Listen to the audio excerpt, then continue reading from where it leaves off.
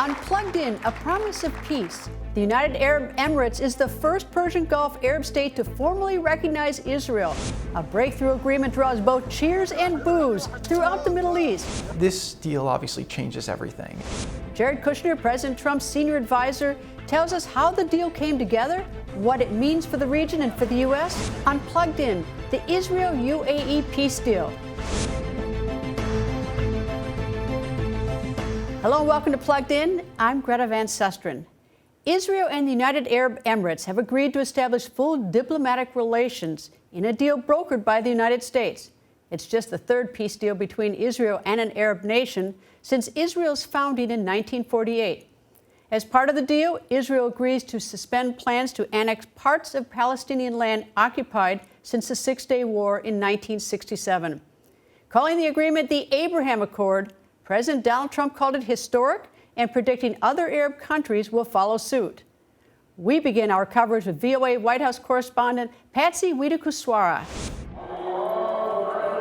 Emirati Muslims can now pray in the historic Al-Aqsa Mosque in Jerusalem after the United Arab Emirates announced it has normalized relations with Israel. At the White House, President Donald Trump applauded the announcement. Now that the ice has been broken, I expect more Arab and Muslim countries will follow the United Arab Emirates lead. The UAE-Israel agreement is only the third Israel-Arab peace deal since Israel's declaration of independence in 1948. Egypt signed one in 1979 and Jordan in 1994. Israeli Prime Minister Benjamin Netanyahu called it a historic day, a sentiment supported by administration officials. It wouldn't surprise me if the president's eventually nominated for a Nobel Prize. In terms of a step towards regional peace, I think that part is currently being exaggerated. There was never a threat of a conflict between Israel and the UAE. But this is the first Gulf state to normalize relations with Israel, and that's going to open up a lot of new possibilities for the two countries. As part of the deal, Israel has agreed to suspend further annexation of Palestinian land in the West Bank. Analysts say that taking annexation off the table benefits Israel strategically since it won't absorb a significant number of Palestinians against their will. Thus putting over the long term Israel in a really terrible position of choosing whether they're going to pick their Jewish identity or their identity as a liberal democratic state. That's not a situation that any friend of Israel wants to see Israel in over the long run.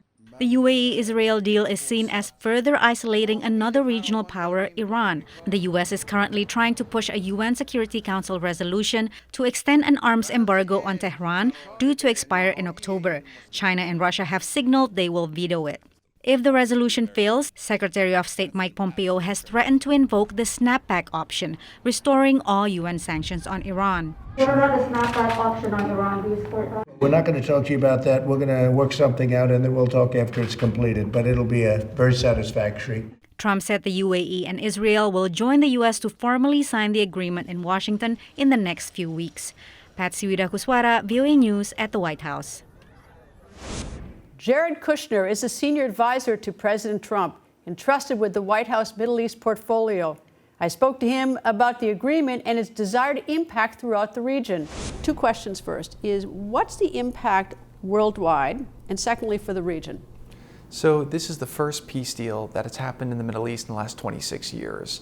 The last one was between Israel and Jordan, and only the third peace deal that's happened in the last 70 years.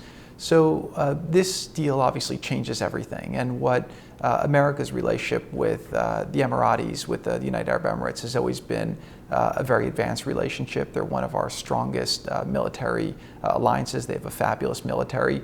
What this does is it allows us to rethink all of the relations we have in the region. Obviously, we'll always respect the QME that we have with Israel. They have the consultation on what we do. But what we'll do now is do a reevaluation and see what the potential options are to strengthen the Emirates, to strengthen Israel, and to make sure that we can bring them closer together in a military alliance. But also this deal brings new threats to the Emirates too. They took a big risk here. They're right across the sea from Iran, and we want to make sure that their security is fully taken into account as part of this deal, which brings new threats to them. Do you expect Saudi Arabia next? I think a lot of countries are watching what happens and very seriously considering going forward. I think people, again, they don't want to be stuck in the paradigm of the past, and they recognize that under President Trump, he's created a new Middle East. You know, President Trump, America used to be dependent on the Middle East for oil and gas.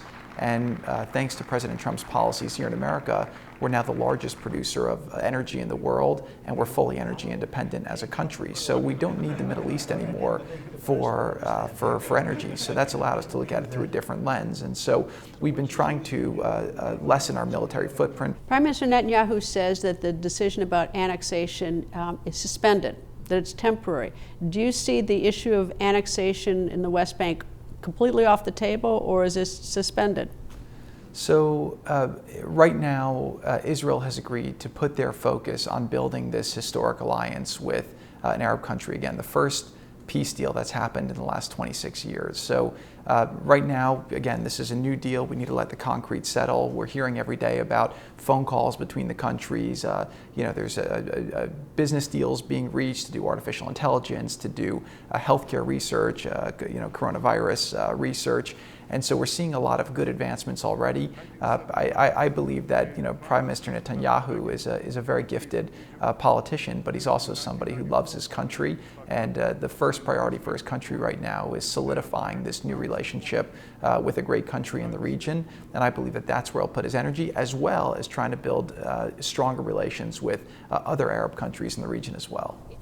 I read something suggested that Prime Minister Netanyahu would not initiate the settlements without talking first to the United States. Yes. Is that true? Yes. So the United States makes a decision essentially whether to go or not go for more annexation? We don't, I wouldn't say we make the decision, but the understanding we have with Prime Minister Netanyahu is that we'll consult on such things. President Rouhani of Iran is very unhappy, calls it a betrayal by the United Arab Emirates. What's the message for President Rouhani? Look, I think that what they've done is the Iranian leadership has betrayed the Iranian people. The Iranian people are a peaceful people. They're a commercial people. They want to do business. They want to live better lives. But what they've done instead is they've been provoking the entire region. Iran's thrived through dividing and conquering in the region, which is why they've been funding Hezbollah, they've been funding Hamas. Anyone who's a jihadist terror group has been getting their funding from Iran. Now, thanks to President Trump, he cut off their oil exports. You know, when President Trump came in place into presidency, they were exporting 2.6 million barrels of oil a day. Now that's down to almost nothing, which means that there's a lot less funding available for terrorists right now in the region. So I would say to him that President Trump is looking to get along with everybody. He's ended wars, he's not starting wars, but he also has done it from strength. He's rebuilt the American military. He spent almost $2 trillion rebuilding our military, which was badly depleted when he came in. We have the strongest military in the world, but we're using that strong military to obviously eliminate terrorist threats, but also to make peace. So for President Rouhani, I would say, you know, it's time for the region to move forward. Let's stop being stuck in conflicts of the past. It's time for people to get together and to make peace. Peace is a noble thing, it's a good thing, and it's a very important thing if we want to have a world where everyone could have economic opportunity in order to live a better life than their parents. Is there an offer on the table to Iran right now? There's always an offer to meet. President Trump is, you know, thinks more like a businessman than a politician. Politicians think in very, you know, technical terms. They're afraid to take a meeting. President Trump says, I'll always take a meeting, but he's not going to pay for a meeting. Iran's made several offers to us. We'll go back into the JCPOA deal and allow us to export money and give us loans and all this stuff. And if you do that, we'll meet. And President Trump says, look, I don't pay for meetings, right? If I like the old deal, I would go back into the old deal. But the problem with the old deal, he's been very clear about it. It gives Iran basically a glide path to a nuclear weapon and doesn't stop the destabilization, the funding of terrorism that they do in the region. So President Trump's willing to talk, he's willing to meet, but again, his goal is very clear. He's going to be tough. He's, you know, he can be a little difficult to deal with from the other country's point of view, but that's because he's fighting for America. He's a tough negotiator, and he's not going to make a bad deal. And so, if there's a real deal where where nuclear weapons are off the table, and we can make sure that it leads to a more prosperous Middle East, then I believe President Trump would sit and have discussions about it. Jared, thank you. Always nice to talk to you. Great, Greta. Thank you very much. Great to be with you. Israel's Prime Minister Benjamin Netanyahu and the UAE's Foreign Minister Anwar Gargash hailed the agreement as a historic breakthrough for both Israel and the Arab world. But many challenges remain. We announced the establishment of a full and formal peace between Israel and the UAE. It includes the mutual opening of embassies, direct flights, and many, many other bilateral agreements. Let us try and develop this organic relationship that is developing with Israel in many, many areas. And let's really try and get something tangible. We will begin what I would call a normal relationship with Israel in various areas: technology, investment, healthcare, agriculture, etc., leading to reciprocal diplomatic representation. For decades, diplomats saw the way to bring other Arab nations to agree to peace with Israel was a two-state solution, creating a Palestinian state existing alongside Israel. But the Abraham Accord does not address a Palestinian state, leaving the door open for other Arab nations to make peace with Israel on their own terms. I spoke with Ron Dermer, Israel's ambassador to the United States, about the prospects for peace in the Middle East. So it's certainly a breakthrough, and as you said, it's the first time in over a quarter century, 26 years, since the last time when we had a peace agreement with Jordan. And of course, the first one was our peace agreement with Egypt in 1979. Both of those peace agreements have weathered many, many storms in our region over the last several decades. This, I think, is also a unique breakthrough because it is the first time in many years where you're really puncturing a paradigm that has governed the Middle East for way too long. And that paradigm said that the keys to peace, or the road to peace, I should say, goes through Ramallah. The road to peace with any Arab state goes through Ramallah. And I cannot tell you, Greta, how many times senior U.S. officials and officials from around the world would tell me, either when I was in the Prime Minister's office or here as ambassador in the United States, they tell me, if you make peace with the Palestinians, you'll have peace with 22 Arab countries. And I said, well, that's great as long as we have a Palestinian partner who wants to make peace with us. And what you have in this breakthrough with United Arab Emirates and this courageous step that MBZ, Mohammed bin Zayed, has taken moving towards Israel is it says, well, the keys to peace or the road to peace with the Palestinians may go through Ramallah, but the road to peace with an Arab state goes through that Arab capital. First it was Cairo, then it was Amman, and now it's Abu Dhabi. And there can be other countries also that can now move towards peace with Israel because of this breakthrough. And I think we could move towards the end of a broader Arab-Israeli conflict by taking many of these Arab states and becoming peace partners with them. And ultimately, our hope, Greta, is that this will lead to a Israeli-Palestinian peace, as constructive forces within Palestinian society will recognize that, hey, the Arab states are not standing behind you waiting for you to make this historic decision. They've already moved towards peace with Israel. You should come as well, sit down and negotiate a historic compromise with Israel. That is our hope, and we expect to see actually other countries come online in the weeks and months ahead. So the two issues here on the board, one is the other countries to come on board, and the other is, there's still the Palestinian deal that remains. But coming on board, do you anticipate that Sudan is going to be the next one in line? I know that there's been some discussion with Sudan.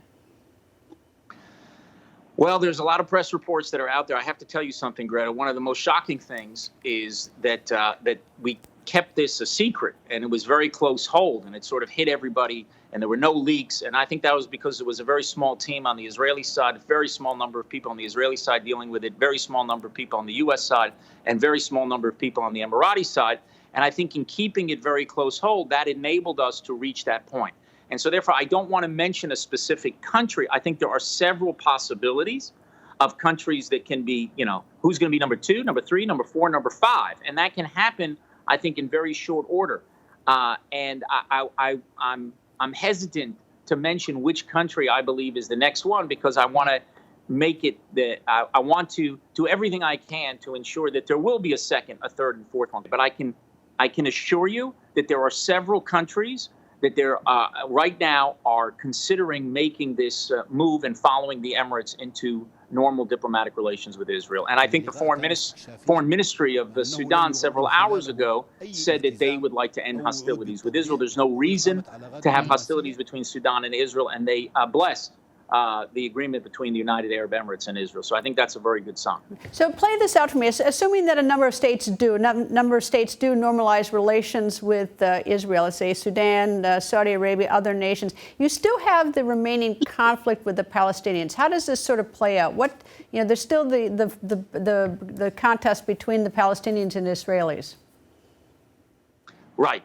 Well, I think that the old approach was we have to solve the Israeli-Palestinian conflict, and the second we do, Israel will have peace with the broader Arab world. And as I said before, that would be great if we had a Palestinian partner who wanted to make peace. Unfortunately, we have not had ever a Palestinian partner that was willing to cross this psychological Rubicon. Our hope was that if we are able to make peace agreements with our Arab neighbors, beyond just the agreement that we have with Egypt and with Jordan and now with United Arab Emirates, and maybe 3, 4, 5 more agreements, that constructive forces within Palestinian society, and there are those forces, that they would be empowered and they would be able to confront the rejectionists. How hands-on was President Trump? Was he deeply involved in this, or is this sort of, this was going on mostly in the Middle East between the UAE and Israel?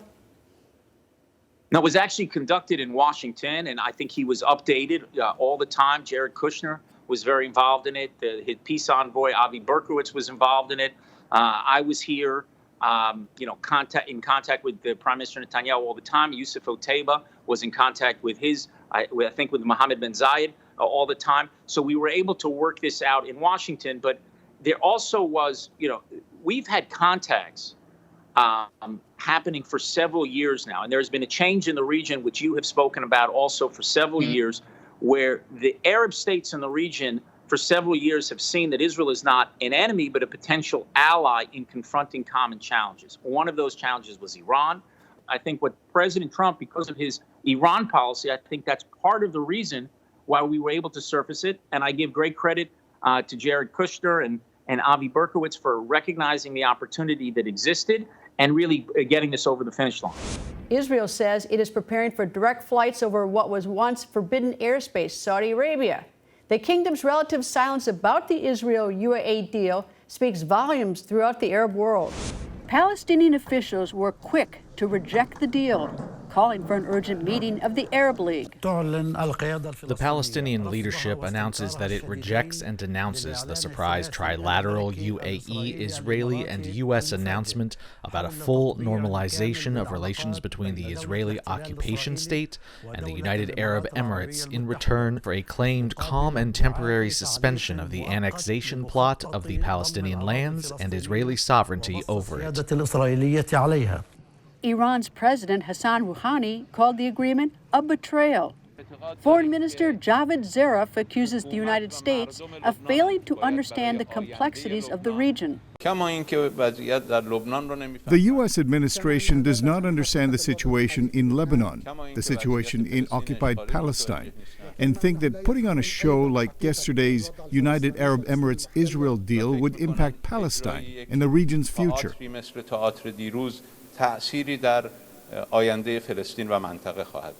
Iran's regional rival, Saudi Arabia, has been silent about the deal. But Turkey's foreign ministry accuses the Emirates of hypocrisy. The accord complicates the UAE's already strained relations with neighboring Qatar, which the Emirates accuses of funding terrorism. But Gulf's Arab states, Oman and Bahrain, welcomed the agreement, as did Egypt and Jordan, which already have formal diplomatic relations with Israel. Yasmin Farouk is a visiting fellow in the Middle East program at the Carnegie Endowment for International Peace. We discuss the impact of the deal on the many agendas in the Middle East. I want to talk to you about the UAE-Israeli deal, but first the news that Sudan is now talking to Israel about a possible peace agreement. What do you think about that? Well, when you think about the relationship between Arab countries and Israel, you cannot exclude the role of the U.S. in it. And Sudan right now is going through a transition. It needs U.S. support. It needs the U.S. support to be off the list of terrorist states, to be treated like and reintegrated into the international community. So I would say it's more motivated by this willingness and this will in Sudan to have better relations with the United States than anything else. Now let me turn to the UAE-Israeli deal. How is it? What's the reaction of the Palestinians to these two nations now opening up diplomatic relations? Oh, the Palestinians have rejected and denounced the agreement because there was no coordination between the UAE and the Palestinian Authority. And for some time now, the relations have been tense and actually bad. So the Palestinians do not see any wins for them in it. Is there any win for them, though, that Prime Minister Netanyahu has said that he has suspended, he hasn't said permanent, but at least has suspended annexation of settlements in the West Bank? Is that not at least a partial win for the Palestinians? Well, for the Palestinians, from a Palestinian point of view and from an international law point of view, annexation was actually illegal. So it was not something that was supposed to take place or to be raised in the first place. Plus, on the ground, annexation has been de facto happening. What was going to happen is to actually officialize it. So to the Palestinians, this is not a win. A win is to go back to negotiating what has been recognized as their rights by international law. And this is not happening. Plus, Prime Minister Netanyahu and also the Trump administration are talking about suspension. They are not talking about stopping or excluding the idea. And so it really depends on domestic politics in Israel and the United States, more on the Palestinians themselves, especially that, again, they were not part of this agreement. Do the Palestinians feel that they were, I've seen the word tossed around a lot, betrayed by the United Arab Emirates? I think many of the countries in the Middle East, which is normalization is treason. So many feel betrayed by the UAE move. I've also read that there are about 200,000 Palestinians living in the United Arab Emirates. What does it mean for them? When none of the Middle Eastern countries are democratic countries or countries where you have a strict abidance by human rights. And when you are in the UAE or any other Gulf countries, Palestinians are usually in a weak position. So they know very well that if they try to mobilize, those Palestinians living there will lose their jobs and they can't go back to Palestine. So I don't expect any kind of mobilization from them there, especially that they have seen over the last year and this year, their brothers in neighboring Saudi Arabia have been arrested for political activity. Is there some path to negotiate the negotiating table with Israel and the Palestinians? I think the Palestinian position since the beginning of the Trump administration has been that they want to sit on the table to discuss what has already been recognized as the rights and what has shifted radically and tremendously by the Trump administration. The move of the embassy to Jerusalem, closing down the Palestinian Authority mission here in Washington, D.C. These were not moves that encouraged the Palestinians to believe that there is a use of the dialogue with the Trump administration or with Israel. This is all about the interests of the three countries involved, again, the UAE, Israel, and the United States, and not necessarily about the Palestinians or other parties in the region. Do the Palestinians ever think that the United States could play the role as sort of mediator between the Palestinians and Israel? Or are things like moving the embassy from Tel Aviv to Jerusalem, has that made things more difficult to have the United States as sort of the moderator between the mediator between Israel and the Palestinians? Well, it definitely made it more difficult because in the region, you already had reservations about the U.S. role in mediation and whether the U.S. is an unbiased mediator or not. But these moves were clearly seen and were clearly against the Palestinians because these were all moves that were rejected by the Palestinians that were considered not so long ago to be red lines that will only be decided upon after an agreement or through negotiation and not just imposed by the stronger parties. So definitely the legitimacy of the United States as a mediator between the Palestinians and the Israelis has taken a big hit. I know what President Rouhani of Iran has already said, and he feels betrayed by the UAE. But what about the people of Iran? I think the mood in Iran is like a lot in the Middle East. The Palestinian issue is not just about the Palestinians themselves. You're talking about the region where there is a common struggle against injustice and against repression. So you have in all countries, you have the the ideologues, those who adhere to the official ideology of the state or the party involved. But you also have people who could be against the Iranian regime, against authoritarianism, and again against the unjust policies that Israel has against the Palestinians and some of the files of the relationship between the authority and Israel. For Israel, the deal comes as the country is politically divided, with the prime minister facing a corruption trial. VOA's Linda Gradstein is covering the story for us in Jerusalem. I talked to her about the reaction to the deal in Israel. Has Israel agreed to a permanent stop on the annexation of settlements, or is this merely a temporary suspension of them? Well, it depends who you ask, right? And President Trump said annexation is off the table. Prime Minister Netanyahu said it's not off the table. That said, I find it very hard to believe that after signing an agreement for full normalization with the UAE, again, it's only the third Arab country in Israel's history to make peace with Israel, that they would then turn around and say, oh, we changed our minds and we're going to go ahead with the annexation. I mean, Israel still controls 60% of the West Bank. That's where all the Jewish settlements are built. So Israel continues to control the area. It's not that they've given it up. They haven't officially annexed it to Israel. And at least some analysts were saying that Netanyahu was kind of looking for a way to climb down from the tree, that the international outcry wasn't worth it, that he didn't really want to annex the settlements. He was just being pushed to do so by his very hardline coalition partners. What did the UAE get out of this? Why did they do this? If the primary issue is the annexation or lack thereof of the territory of the settlements in the West Bank, what did the UAE get out of it? Well, I think they first of all get access perhaps to Israeli arms and technology. They get access to a more united front against Iran. I think that the UAE is very concerned about Iran and concerned that the world won't stop an Iranian attack. I mean, if you look at a map, they're very close together. And so I think I think they also get sort of a strengthening of the moderate forces in the Middle East against Iran.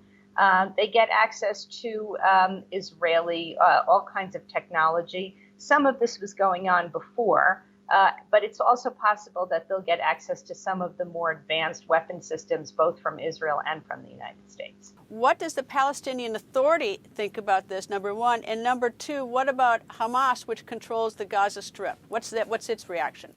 Both the Palestinian Authority and Hamas are extremely angry about this agreement.